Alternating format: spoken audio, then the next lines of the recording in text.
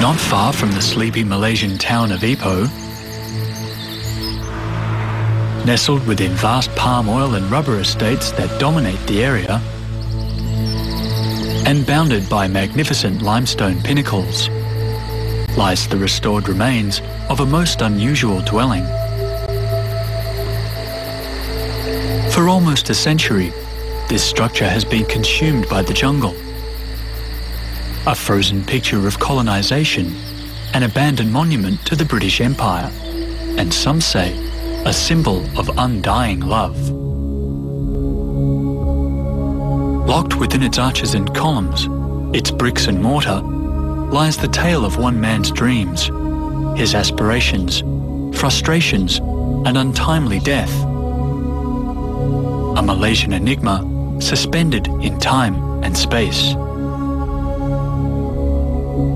A building conceived, but stillborn, from a man who haunts the imagination, and it is believed, the corridors of the castle itself.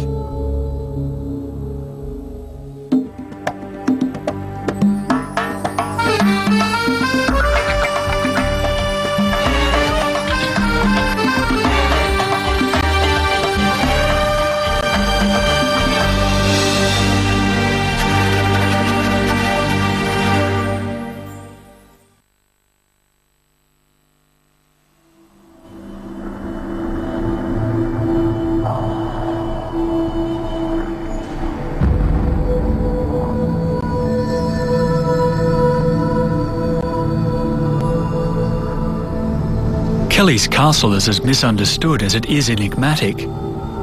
Its history is distorted by rumour, speculation and folklore, causing its walls and corridors to be shrouded in mystery.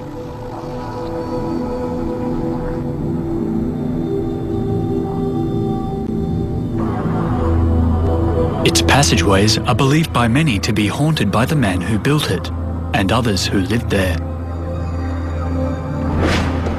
The spirit of the owner, they say, remains and dwells within the castle walls. The ghost of the colonial planter has been witnessed often wandering the corridors and bedrooms, displaying all the features of a master surveying his estate. People avoid coming to this castle after dark because it's believed that this castle is haunted.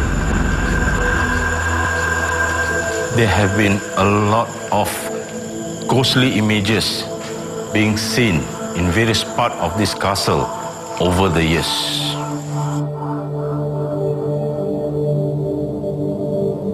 Kellie's Castle is not a place for the faint-hearted on a moonless night after midnight. A case in point is this part of the castle. Many visitors have mentioned about hearing voices in this part of the room. When they enter this room, the voices have moved to the next room. And when they enter that room, the voices have moved to another room. And when they enter that room, the voices have disappeared at the end of the building, down the spiral staircase. I cannot explain that. The most recent case was this European couple, a team of scientific naturalists from Canada. They came to Kellie Castle to shoot nocturnal creatures, especially bats. After their shoot in the middle of the night, the European lady saw a ghostly image of a man standing looking outside the window. Was it William Kellie Smith himself? She doesn't believe in these ghostly stories, but that's what she saw.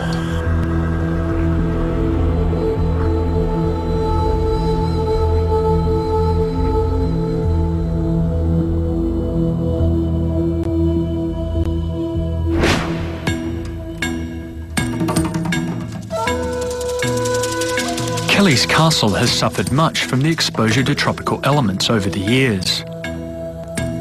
Most of the original building is in ruins, and structural damage has had to be reinforced to stop the edifice from collapsing.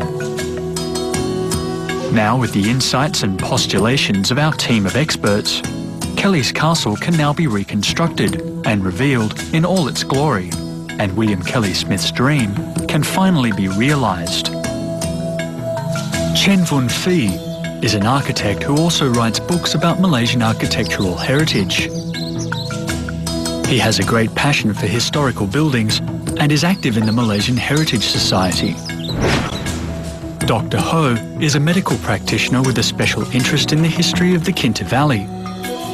He's written books on the subject and has lived in the area all his life. Hello, Mr. Chen.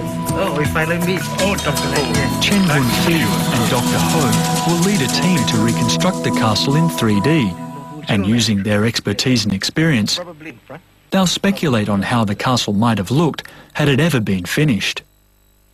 Yeah, you were saying one time you had played here as a boy. Oh, yes, So I used to come as I want a boy. to ask you about your childhood memories, Oh, yes, yes, yes. because there was something that we were not very certain about.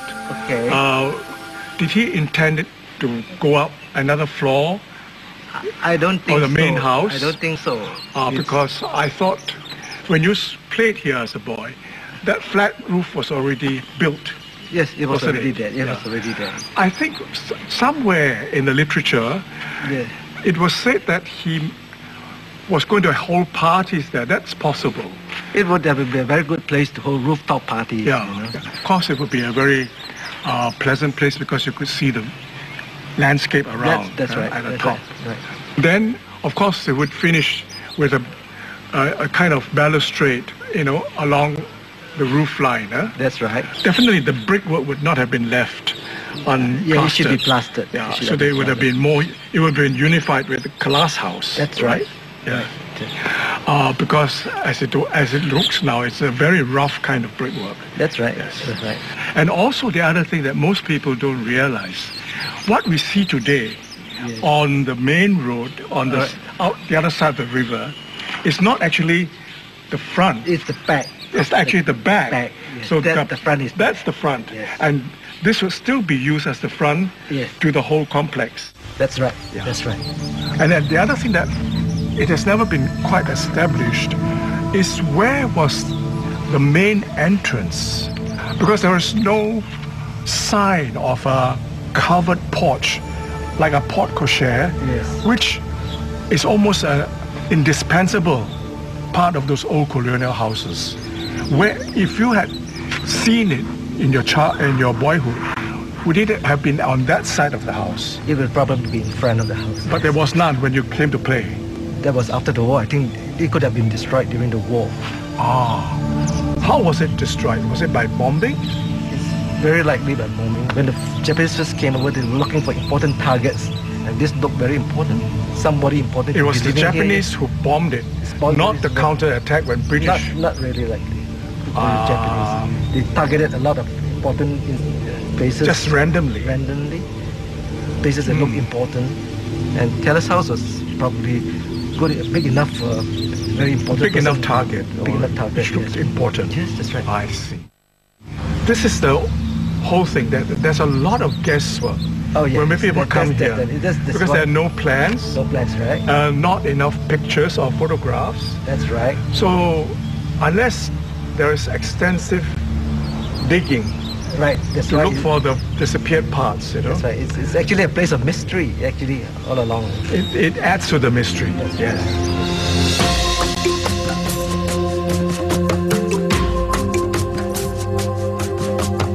Today, Kellie's Castle is a restored and maintained tourist attraction, 1.5 hours north of Malaysia's capital, Kuala Lumpur, and serves as a monumental reminder not only of the nation's British colonial past, but of the exceptional and perhaps eccentric behaviour of its founder, William Kellie Smith. Popular legend has it that William Kellie Smith built the castle out of a love for his wife Agnes. In the same way the Taj Mahal was built by the Mughal King Shah Jahan for his wife Mumtaz Mahal.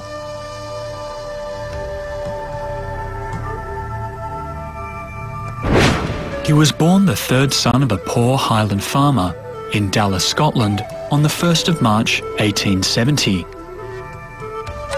Life was tough for him and his 5 siblings, and their impoverishment was to sow the seeds of William's ambition to climb out of his peasant class origins.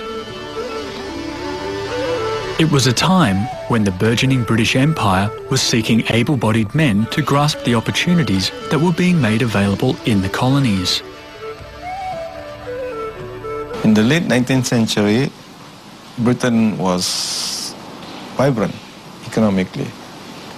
But at home, the opportunities available to the younger people were limited. And the young men in particular in Britain had to look for opportunities elsewhere. And since the British Empire had also expanded, so there were ample opportunities for them. So they went out to India, to Burma, to Sri Lanka, and of course to the Malay Peninsula.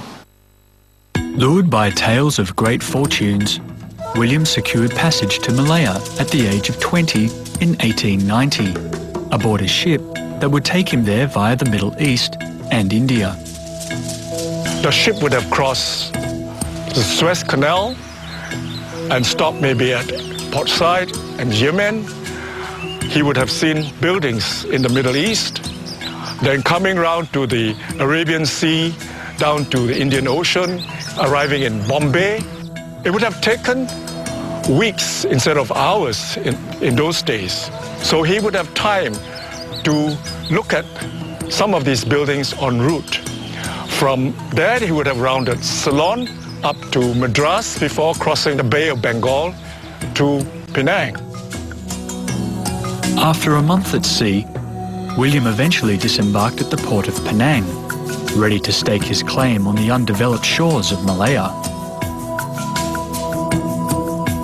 Oh, there were plenty of opportunities, especially for somebody from the British Empire, from the British Isles, coming to a colony.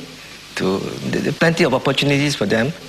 William worked as a civil engineer in his early years in the Kinta Valley, making contacts with local colonial businessmen and government officials. At first, he ventured out on his own, but didn't have a lot of luck. Establishing William Smith's Civil Engineers, Architects and Contractors, he secured a 2-year government contract to supply railway ballast for the fledgling railway system and opened up a rock quarry. But he ran into problems with the legitimacy of the lease on the quarry land and had to abandon it without government compensation. The collector of land revenue wrote to him in a very pointed manner. I cannot see that the government is in any way responsible for the losses you may incur by you making an agreement with a man to break metal on certain land for which there is no title. William scraped along doing engineering work for railways and roads while he looked for his next opportunity. He finally linked up with another colonial, Charles Elmer Baker, who had concessions to build roads in South Perak. Perak became very important to the British business community as well as the Chinese business community in the Strait settlements because they had invested heavily in the mining of tin. William struck up a business arrangement with Alma Baker, subcontracting the building of roads between the tin mines and newly erected townships and ports. Charles, I can't thank you enough for the opportunity of being your joint venture partner. I'm very thankful. So, where do I sign? Just sign at the bottom there, William. Here we are. I hope it's the start of a long and lasting relationship, Charles. So it is time for a couple of drinks, I think. Yes. With the profits from his contract with Alma Baker, William secured 200 acres of land at Batu Gajah.